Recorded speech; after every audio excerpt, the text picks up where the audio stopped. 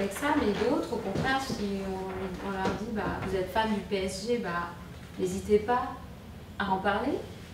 Au contraire, ça vous rendra beaucoup plus humain. Ou bien, en fait, vous êtes amateur d'art, de street art, partagez vos expériences personnelles. Et en fait, ils sont finalement plus à l'aise avec ça, ça les met en confiance. Et après, derrière, on voit les effets bénéfiques en termes de dialogue avec les communautés, parce qu'en fait, on voit qu'on a une vraie personne. Et pour la marque, c'est assez puissant de voir que cette authenticité-là, en phase de crise, ça peut être effectivement très efficace, parce que c'est plus dur de s'attaquer à une personne qu'à une marque. Et en termes d'opportunités, ça leur construit une vraie identité qui n'est pas juste un homme sandwich. Oui, alors toujours en étant plus centré sur l'interne, on a vu que c'était lié aussi à l'extérieur, les patrons effectivement qui sont plus... Alors il y a d'abord un aspect visionnaire qui est effectivement tout à fait important, alors notamment dans notre entreprise libérée, parce que c'est un sujet qui est important, je ne sais pas si on aura le temps d'en parler, mais en tous les cas, dans les réseaux et les communautés, on voit bien que finalement, peu de dirigeants de grands groupes aujourd'hui sont vraiment impliqués et visibles. Et ça, c'est peut-être un tempérament peut-être français. Alors, ce qui n'empêche pas que dans des grands groupes comme Engie, etc., il y a des choses qui se passent, les gens se montrent plus ou moins. Mais je crois qu'il y a encore dans une culture sociologique un petit peu une certaine réserve, en tous les cas, dans les grands groupes, je parle en particulier, de se montrer. Alors, par contre, ceci a tendance à se réduire de plus en plus, donc il y a effectivement, à mon avis, on va plutôt dans le bon sens, mais je pense qu'on a un petit peu de retard par rapport à certains pays étrangers. Ce qui n'est pas le cas effectivement de certaines grosses start-up que l'on connaît bien par ailleurs en France en particulier.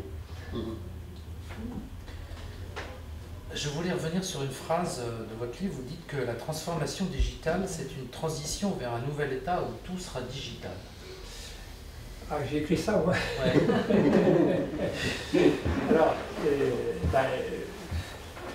c'est très difficile, c'est toujours un sujet difficile parce que quand on regarde, moi j'assiste souvent à des conférences avec l'École de Paris, j'y participe, il y a tout un séminaire sur le digital, on a de grands témoins, des grands dirigeants, je viens aussi, et je suis extrêmement frappé par le manque de... Enfin, c'est une définition qui n'est pas stabilisée, qui est encore extrêmement floue et protéiforme. Hein, donc, alors c'est très difficile de dire aujourd'hui, dans le débat qu'on avait tout à l'heure, 15% de gens ont fait des classements dans des rankings. J'ai vu que le CDE, avant-hier, nous a dit qu'on était les 17e en France, je crois. Hein. Bon, alors, c'est toujours le débat de qu'est-ce que c'est que la transformation numérique. Hein. Alors, je ne sais pas, peut-être que vous avez une idée. Vous avez une définition chacun? Oui, alors par exemple. Caroline. Moi j'ai pas de définition, parce que c'est quelque chose qui fait partie d'une ADN d'une entreprise. C'est une capacité effectivement à diffuser, alors si c'est pas très original ce que je dis, mais à faire en sorte que les usages des outils et des dispositifs, dépassent un certain seuil, on va dire peut-être un niveau à fixer, qui est au-delà de 70% pour moi, dans les pratiques du travail quotidien. Bon, si déjà on arrive en quelques mots à s'entendre autour de ça, moi ça me convient dans un premier temps. Moi j'aime mieux parler de transition que de transformation, parce que je pense comme vous qu'il n'y a pas un avant et un après. C'est pas un truc qui se termine à un moment donné parce qu'on a effectivement rempli les bonnes cases. Donc du coup, cette transition, on ne sait pas combien de temps elle va durer cette transition. Parce que plus on avance et plus on touche en profondeur à toutes les parties d'une organisation. Évidemment, la première à être touchée, c'est les sources de revenus de l'entreprise, donc c'est l'aspect client et le business model. Je ne parle pas des SI, parce que de fait, c'est ce qui va porter l'ensemble de la transformation digitale. Mais en fait, très rapidement, on a aussi parlé des opérations qu'il faut digitaliser, l'usine 4.0. Donc le collaborateur aussi attend à ce qu'on lui simplifie la vie. Donc cet empowerment, il a été tellement puissant qu'il touche tous les collaborateurs qui attendent qu'on arrête de l'assommer avec des reportings et qu'au contraire, on le tire de façon à ce qu'il puisse libérer sa créativité dans l'entreprise. Et en fait, on voit que ça touche aussi tous les process managériaux. puisque les dommages collatéraux de tout ça, c'est qu'on ne peut plus travailler de la même façon, on travaille de façon plus collaborative, on va aplatir les hiérarchies, etc. Et que toutes ces startups, elles montrent un nouveau modèle d'entreprise. Donc est-ce que c'est la transition vers des modèles agiles à la start-up? Moi, pour l'instant, de ce que je vois, c'est être au moins une entreprise apprenante, c'est-à-dire qui sait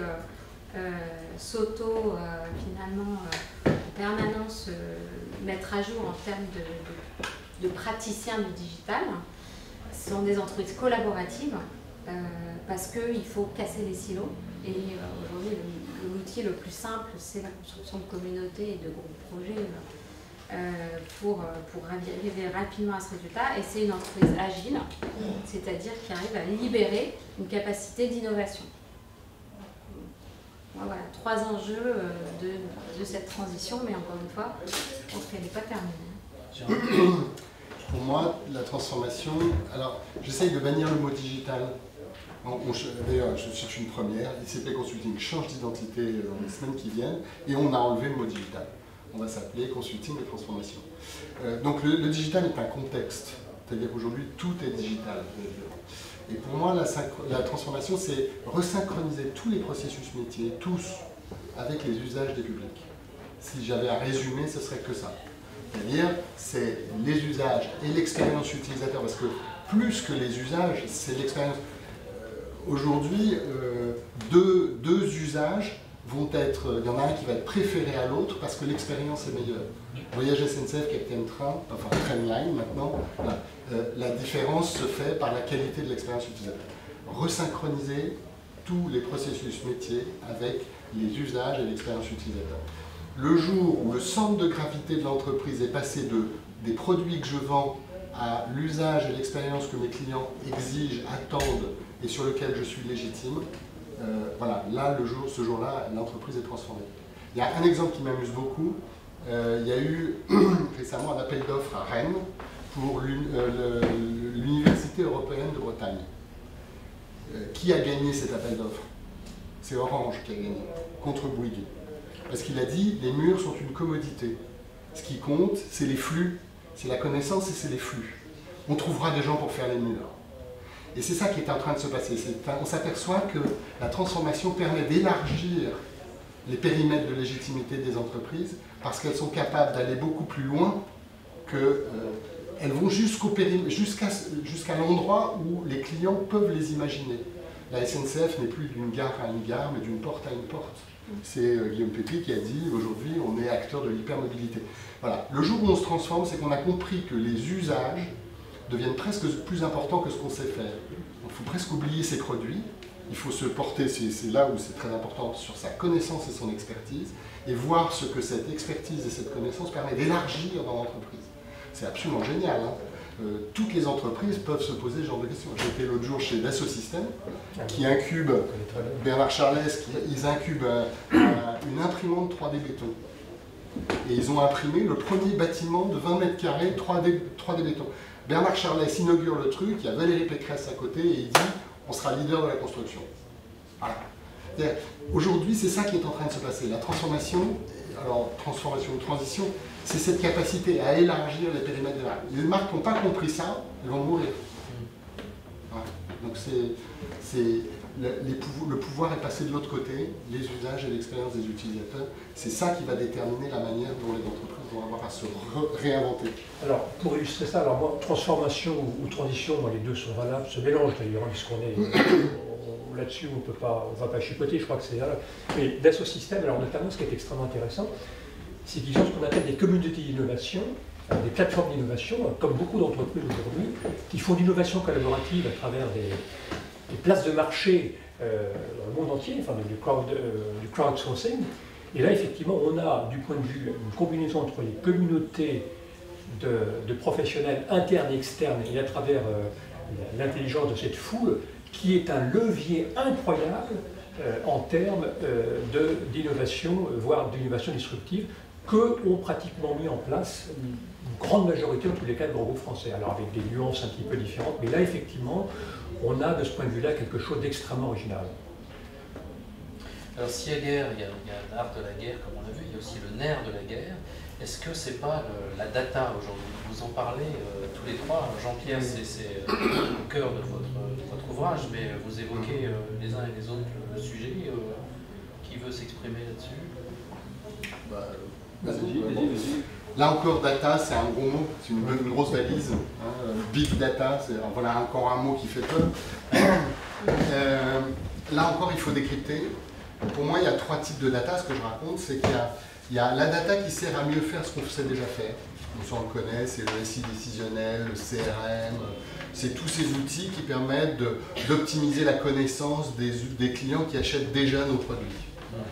Deuxième, c'est la data qui permet d'élargir ce qu'on sait déjà faire, qui fait du prédictif, du géolocalisé, qui permet, et qui n'est pas une data que je connais moi-même, mais qui peut venir de l'extérieur, open, qui vient alimenter ma capacité à élargir mes usages. C'est sans doute sur ça que les entreprises ont beaucoup de travail à faire et qu'elles ont du mal à appréhender, parce que déjà elles ne sont pas bien équipées sur la première partie. Et la troisième, c'est la data comme modèle de création de valeur, et ça, c'est totalement inaccessible. C'est ce qui fait que LinkedIn se vend 23 milliards à Microsoft, que WhatsApp, qui est basé sur la loi de Metcalfe, qui dit la valeur d'un usage est proportionnelle au carré du nombre de ses membres. Hein, voilà. La valeur d'un usage est proportionnelle au carré du nombre de ses membres. Il n'y a pas le mot dollar dedans. Hein. C'est juste la capacité des membres à être en interaction avec l'usage qui va générer de la data. Ça, c'est tout le modèle de création de valeur des GAFA. Les entreprises, là pour le coup, elles sont à 2000 km de comprendre ce système-là. Et si on comprend bien cette organisation de la data, on comprend d'abord où il faut porter ses efforts. Il faut d'abord sans doute porter ses efforts sur ce qu'on ne sait déjà pas faire, c'est-à-dire le CRM et le SI, et puis ensuite se poser la question de comment on l'élargit. Mais c'est plus facile de faire des hackathons en se posant la question de quelles sont les datas qui pourraient venir de fabriquer des boîtes à sardines et des choses comme ça. Bon, donc on prend une fois de plus un peu tout le truc à l'envers parce qu'il y a un manque d'acculturation et de compréhension de ce qui est en train de se passer. Je m'inscris complètement par rapport à ces 3 types de données et sur la priorisation en termes de data sur finalement les smart data internes à l'entreprise avant de s'attaquer au big data. Mais juste pour compléter, le principal risque, encore une fois avec la data, c'est qu'on fasse, comme on a toujours fait dans l'entreprise, on fasse du top-down. Et c'est quoi du top-down avec les data? Eh bien, c'est se dire, je vais pouvoir tracer le consommateur partout où il va. Et vous savez, avec ce targeting, retargeting, e-marketing, vous avez vu une bannière, vous avez vu un produit, vous le revoyez partout en termes de bannière, vous recevez un email qui vous dit vous avez abandonné votre panier, etc., etc. Là, on persécute le consommateur et finalement, ce que les ubérisateurs ont compris, eux, c'est que cette data, effectivement, elle permet plutôt de produire du service, de créer de la valeur au consommateur que de lui asséner les produits qu'on veut vendre. Hein, et souvent qu'il a déjà acheté d'ailleurs. Et en plus, comme c'est pas encore tout à fait au point, effectivement, on ne sait pas si on en reçoit la bannière alors qu'on a déjà acheté le produit. Mais voilà, il faut arrêter de chercher des clients pour vos produits, il faut plutôt chercher des produits pour vos clients. Et la data permet de faire cette innovation de service en partant justement de la connaissance client, des attentes conso, pour imaginer des nouveaux services. Alors moi, je prolongerai toujours avec ma vision plus entreprise, enfin interne, et je parlerai plutôt des contenus, tout ce qui est production de contenu vidéo, film, écrit. Et l'énorme difficulté aujourd'hui des grandes entreprises, en France mais aussi en Europe, c'est la capacité finalement à utiliser, réutiliser ces formidables bases de données. Alors, dans certaines entreprises plus verticales, qui sont plutôt, je dirais, dans le domaine de EDF, électricité, risque, CEA, on structure ces connaissances, on a relativement des choses assez intéressantes à voir, enfin assez structurées pour être utilisées, réutilisées, enrichies, des flux et des stocks. Mais par contre, pour toutes les entreprises qui sont sur des réseaux sociaux, qui font des communautés, etc., l'énorme problème, c'est finalement ce gâchis potentiel de la difficulté de pouvoir retrouver pour enrichir, capitaliser et rechercher tous ces contenus. Donc il y a une espèce de déperdition, alors ça va évoluer, il y a une déperdition des savoirs qui est absolument considérable parce qu'on n'est pas capable, effectivement encore aujourd'hui, alors avec les nouveaux dispositifs Web 3.0 en particulier, enfin d'autres, les nouveaux moteurs de recherche sémantiques, on commence à y arriver, mais là, il y a véritablement un enjeu capital pour utiliser effectivement tous ces contenus qui sont généralement extrêmement riches en particulier. Je voudrais aborder un autre sujet maintenant. Caroline Fayet, vous dites que l'entreprise va se battre sur deux fronts. Alors, le premier, c'est l'économique, l'ubérisation, pour faire vite, et le deuxième, c'est la guerre idéologique. Est-ce que vous pouvez préciser ce que vous entendez par là? Oui, c'est le sujet que cet empowerment du citoyen, il est bien sûr à la portée des start-upers, mais il est aussi à la portée de n'importe quel citoyen. Et je vais vous donner un exemple de mécanisme de comment il a pu progresser et au détriment des entreprises sur des sujets idéologiques. Web 1.0, vous allez avoir Wikipédia qui se référence sur Google, c'est le site le plus influent de France, peut-être du monde, en tout cas je suis sûre au Québec aussi. Bon, Wikipédia, il a été rapidement trusté par tous les tous les dogmatiques des gens qui ont des causes à défendre. Et pas forcément les sachants du domaine en particulier. Résultat des courses, tous les sujets un petit peu sensibles, et c'est vrai qu'en France, on a beaucoup de conflits idéologiques autour du nucléaire, des OGM, de l'aspartame, du gaz de schiste, tous ces sujets qui ne sont pas consensuels, où derrière il y a l'idéologisation. Eh bien, ils ont fait l'objet d'une guerre d'édition, c'est comme ça que ça s'appelle, sur Wikipédia, par les partisans de Web 2.0. C'est le moment de la pause. Oui, désolé. Web 2.0, c'est l'utilisation des réseaux sociaux pour la propagation.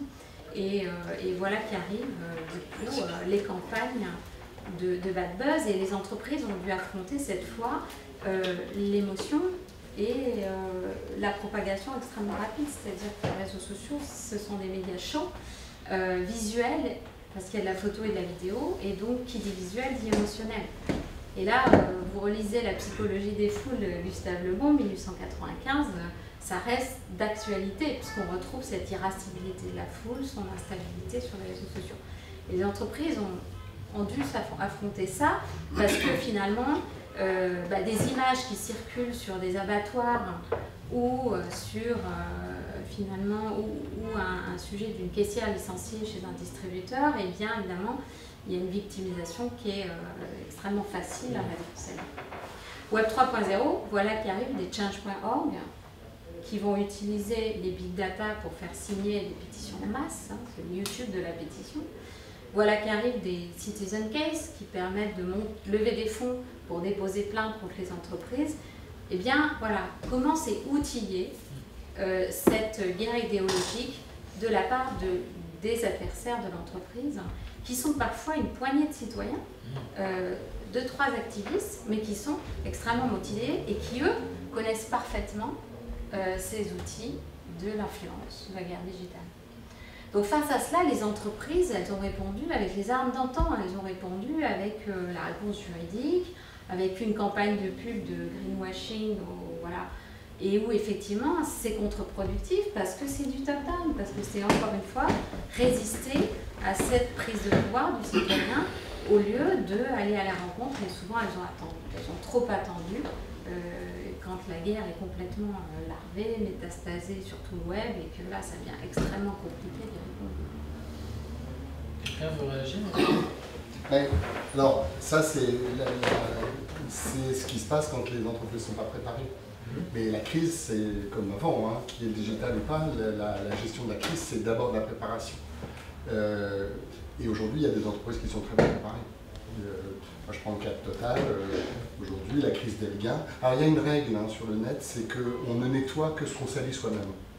C'est-à-dire qu'on peut sédimenter, on peut enterrer, c'est compliqué, on peut mettre du juridique, mais ça ne marche pas. Et en fait, le meilleur moyen de nettoyer, c'est de salir soi-même.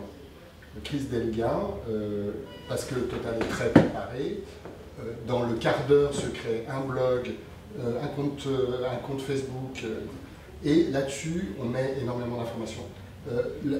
Internet a horreur, comme les médias ont horreur du vide. Si on lui donne à manger, elle se suffit à soi-même. Et quand la crise est terminée, comme on a sali les endroits qui nous appartient, on les nettoie. Aujourd'hui, vous ne trouverez rien sur la crise d'Elgin. Alors que pendant... Et cette crise aujourd'hui... Donc, cette crise aujourd'hui, effectivement, n'existe plus. Donc, tout le sujet, c'est effectivement de se préparer, d'avoir conscience de ce à quoi on doit faire face, d'analyser en profondeur, et c'est ce que vous faites, ce que fait Human, ou fait d'autres boîtes, c'est voir monter les signaux faibles, parce que avant que ça devienne change.org, il se passe plein de choses. Les activistes parlent entre eux, et savoir où ils parlent, et s'intéresser à leur sujet, c'est une manière de se préparer. Il y a plein de manières d'agir. On sait tous que la crise, la première étape de la crise, c'est se taire. Parce que dès qu'on alimente la crise, elle prend feu. Donc l'idée, c'est que toute la difficulté, c'est les crises exogènes. Une bombe, un pendu, voilà. Ça, c'est des choses qu'il faut apprendre à gérer. Et pour les autres, c'est des crises qu'on doit voir venir. Et effectivement, si tu il y a permets, une éducation. 50% des bad buzz, c'est une stat Visibrain, hein, donc c'est plutôt une stat Twitter. 50% des crises, voilà, le terme aussi, est vaste, hein. On va dire des crises d'image, potentiellement temporaires, pas forcément un impact business très important, mais elles sont dues à des couacs de communication. Donc il y a encore beaucoup de boulot, oui, c'est-à-dire l'entreprise qui a provoqué sa propre crise. Et finalement, la crise exogène, c'est pas la plus dangereuse parce que vous vivez une bombe dans un magasin, vous êtes victime de ça et en général, les entreprises sont très préparées à ça.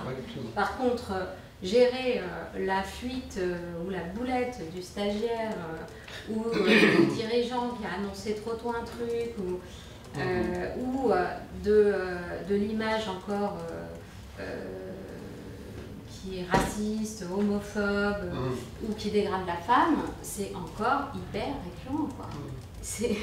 On est toujours là, nous, en tant que stratège du digital, à se dire mais comment ils ont pu sortir un truc pareil. Donc, je pense qu'en termes de sensibilisation, il y a encore... Et la crise sur les contenus, elle existe aussi? Oui, alors là, il y a des choses différentes qui se passent parce qu'il y a beaucoup d'enjeux de pouvoir dans les réseaux sociaux. Plutôt que de crise, alors il y a finalement un des enjeux, finalement, une des distorsions des réseaux sociaux dans les entreprises, c'est qu'on a effectivement beaucoup d'opportunisme. Il y a beaucoup de gens qui, effectivement, veulent se mettre en avant de manière souvent artificielle, ce qui est tout à fait contre-productif, mais qui est une réalité, on retrouve tous les enjeux de pouvoir. Donc là aussi, il y a un effet de groupe en particulier, qu'on retrouve aussi, qui vient un petit peu stabiliser ça. Donc là, on voit bien que il y a dans certaines entreprises, effectivement, la puissance des communautés permet de réguler ça. Et c'est une des forces importantes, effectivement, que d'éviter toutes ces dérives, à travers la puissance et la stabilité des communautés professionnelles, notamment, qui, effectivement, par le mode de sélection d'entrée, par le mode de validation, par un certain nombre de dispositifs, mettent une espèce de contrôle, en tous les cas, un contrôle social en particulier, sur toutes ces dérives. Pas de questions pour l'instant. Alors, on va peut-être bientôt terminer. Alors, deux questions pour finir. Jérôme Valu, vous dites que les dirigeants devraient passer leur permis de conduire digital. Alors, quel conseil, si vous n'en avez qu'un, les uns et les autres, à donner à un dirigeant, ce serait quel? Cultivez-vous, pratiquez et pas tout seul. Faites-le avec votre COMEX.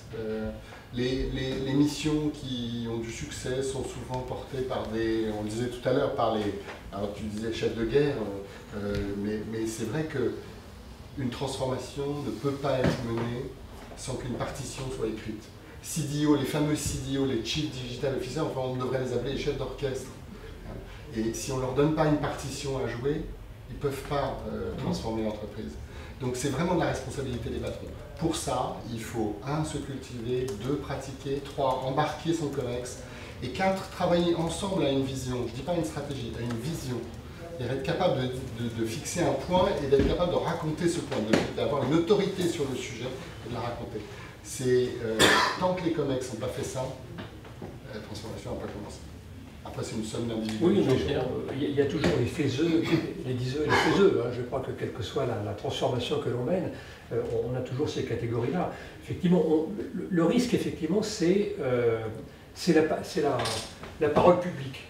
On annonce beaucoup de choses, et moi j'observe effectivement dans les grands groupes, dans les colloques que l'on fait, où les gens vendent effectivement leur transformation numérique. Et quand vous allez dans ces grands groupes, je ne vais pas les citer forcément, il n'y en a pas tellement, mais effectivement, on se rend compte qu'à l'intérieur, ce n'est pas du tout ce qui se passe. Mais non Bon. Et par contre, il y a des choses inverses. Mais effectivement, le levier, c'est véritablement le faiseux qui va effectivement donner l'orchestration au déploiement du dispositif, avec la volonté effectivement de se montrer, d'agir. Et bon, comme tous les grands changements, c'est-à-dire que là, on n'a pas inventé, depuis qu'on réfléchit sur les transformations, alors maintenant on ne parle plus de changement, on parle de transformation vu l'ampleur du dispositif, mais on est bien encore toujours dans ces types d'accompagnement, et je crois que l'image de l'orchestre et de la partition est une bonne image. Bon, évidemment, j'aurais repris ça, parce que c'est même sur ma page LinkedIn, je crois, c'est digital, parlez-en moins, faites-en plus. Hein, oui, c'est ça. Comme les frites McCain, je crois. Bref, bon, pour compléter peut-être autre chose que j'évoque dans mon bouquin, c'est la proximité avec les équipes du digital. Et Guillaume Pépi, qu'on a cité déjà pour son côté visionnaire, quand il a dit mon concurrent c'est Google, il a aussi, et je l'ai vu de mes yeux, puisque c'est un client SNCF, eh bien il va directement voir ses équipes digitales qui sont des trentenaires, et avec qui il va discuter, il essaie de comprendre, il les prend régulièrement dans le train avec lui ou quand il se déplace, même si lui ne tweete pas forcément, mais en fait, cette proximité-là est un peu comme des grands généraux quand ils ont pu aller voir leurs troupes, et le fait de s'impliquer sur le terrain, c'est tellement un signe de reconnaissance par les équipes digitales qui sont franchement en manne de reconnaissance. Chez Bolero, on a fait un outil qui est le baromètre du moral des responsables digitaux. Pourquoi on a fait ça? Parce que, en fait, pour nous, le moral du responsable digital, c'est le vrai signe de la transformation digitale. Parce que quand il y a de l'incantation par les patrons, la réalité, eux, ils le savent bien, c'est qu'ils se heurtent à des murs et à ce que, en vrai, l'entreprise, elle fait surtout comme avant. Et donc, quand les responsables digitaux ont le moral, eh bien, tout va bien dans la transformation digitale. Et donc, quand le patron va voir les responsables digitaux, le moral remonte. Et alors, dernière question, on va parler de vagues successives, et la prochaine vague, c'est quoi? Le web 4.0 ou le web? Moi, ce que je vois, c'est... Bon, évidemment, ce sera plutôt mon préfasseur, Joël de René, futurologue, lui, de donner l'avenir de cette transformation. Mais quand même, on a pas mal de signaux autour, évidemment, de la fusion du physique et du digital, ce qu'on appelle le figital dans le jargon. Mais c'est plutôt évoqué dans le retail, mais moi, je trouve qu'on s'approche de plus en plus de ce rêve prométhéen d'un homme augmenté. C'est-à-dire qu'en fait, c'est L'Oréal qui fait un miroir dans lequel vous allez vous voir avec une simulation de maquillage et avec un tutoriel de pose du maquillage. Ce n'est pas les objets connectés. Les objets connectés, c'est des objets qui envoient des datas sur une appli mobile où vous avez une interface. Là, c'est l'objet qui vous rend service. C'est l'objet qui vous augmente et avec lequel vous avez des interactions. Et je trouve que, bon, on parle beaucoup de réalité augmentée, on parle beaucoup effectivement de robotisation dans la robotisation, par exemple, c'est beaucoup d'exosquelettes, etc. Donc, moi, je ressens cette fusion du physique et du digital, et qui devrait, et je suis d'accord avec Jérôme sur le fait que ça devrait permettre aux grands groupes de prendre leur revanche vis-à-vis des startups, de la logique de plateforme et de communauté d'utilisateurs. À partir du moment où on va avoir besoin de construire des produits connectés, d'avoir un réseau de distribution, et bien effectivement la force du physique, du click and mortar devrait prendre sa revanche. Alors, il y a la version optimiste de l'ami Joël de René, qui est un éternel optimiste, et Dieu merci, tant mieux. Comme il dit, 100% optimiste, 100% pessimiste. Oui, enfin, il est quand même dans ce texte, il est quand même, et c'est bien, il a une version rose des choses. C'est un scénario, c'est un des scénarios qui pèse aujourd'hui. Bon, il y a le scénario beaucoup plus gris aussi, qui qui existent, sur lesquels il faut aussi réfléchir. C'est sur l'instrumentation de gestion des outils numériques, la robotisation qui va effectivement bousculer pas mal de professions. Et là, on sait qu'il y a des études extrêmement contrastées, hein, entre Oxford qui dit c'est 42%, et puis bon. Donc aujourd'hui, moi, je veux dire...